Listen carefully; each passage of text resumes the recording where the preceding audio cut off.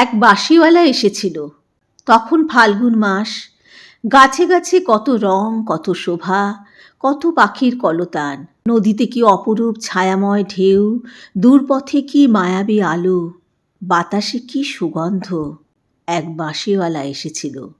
তার বাঁশির সুর মোমের আলোর মতো স্নিগ্ধ, তার বাঁশির শব্দ পাতা ঝরার মতো বেলব, তার বাঁশি কি করুণ, কি মোহময়। সে এসেছিল।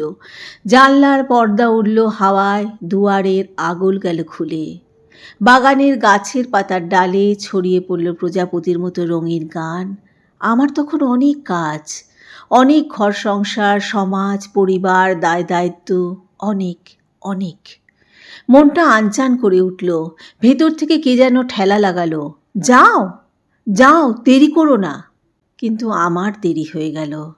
আমার পুজো, আমার গেরস্থালি, আমার কর্তব্য, আমার নিত্যদিনের ৭-১৭ ঝামেলা। আমার দেরি হয়ে গেল।